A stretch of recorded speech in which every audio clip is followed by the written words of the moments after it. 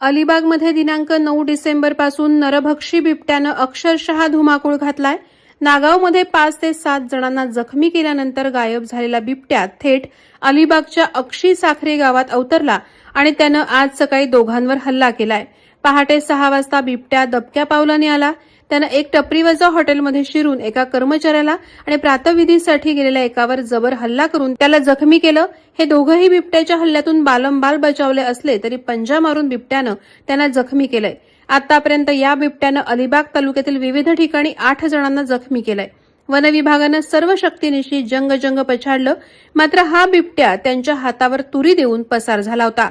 तो जंगलात पळून गेला असावा अशी शक्यता काल वन विभागाच्या अधिकाऱ्यांनी वर्तवली होती। मात्र हा बिबट्या पुन्हा मानवी वस्तीत येऊन नागरिकांना जखमी करत असल्याने गावामध्ये प्रचंड भीतीचं वातावरण पसरलंय। या घटनेची माहिती मिळताच वन विभागाचे अधिकारी आणि रेस्क्यू टीम घटनास्थळी दाखल झालेत।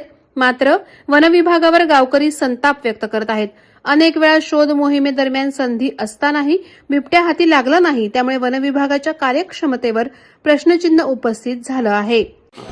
मैं रोज जैसा अपना काम कर रहा था, सुबह में उठा, चाय बनाया, उसके बाद बटाटा बैठ के छिल रहा था। वो आराम से अंदर आया, घुसा। टाइम हो रहा था 5:55। उसके बाद मेरे गला पकड़ने के लिए झपटा। मैं अपने हाथ से उसको ढकेला, फिर भी एक दांत इधर लगा, एक दांत इधर, एक दांत सिर में, और फिर इधर एक पंजा मारा है।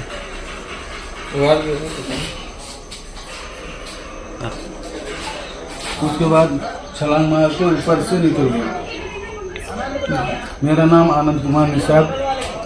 नागावमध्ये ज्या बिबट्याला पकडण्याचा प्रयत्न आम्ही सगळे मागच्या काही दिवसापासून करतोय, तर तोच बिबट्या आज 3 दिवसानंतर अक्षी गावामध्ये त्याने 2 तिथल्या स्थानिकांवर हल्ला केला।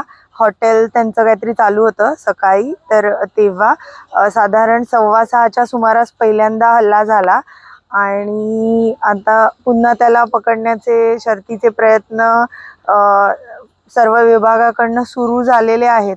पण एक सामान्य नागरिकांची एवढीच अपेक्षा आहे की लवकरात लवकर त्याला पकडावं आणि आम्हाला आम्हाला भीतीमुक्त वातावरणात भीतीपासून दूर करावं एवढीच आमची अपेक्षा आहे।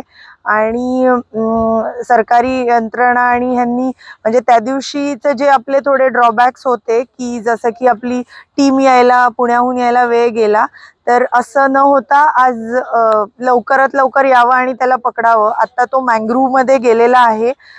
फॉरेस्ट खात्याकडून त्याच्या ज्या एरियामध्ये तो गेल्याचं निदर्शनास आलं होतं, त्याच्या पूर्ण सराउंडिंगला जाळी लावून त्याला मध्येच ठेवण्याचा प्रयत्न केला आहे, जोपर्यंत रेस्क्यू टीम येत नाही तोपर्यंत।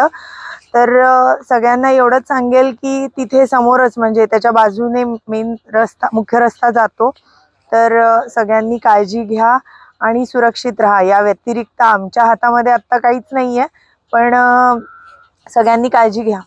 वादळवारा लाईव्हसाठी न्यूज ब्युरो, अलिबाग। नवी मुंबई व रायगड जिल्ह्यातील ताज्या बातम्या आणि घडामोडींसाठी सबस्क्राईब करा वादळवारा लाईव्ह चॅनल आणि दाबा बेल आयकॉन।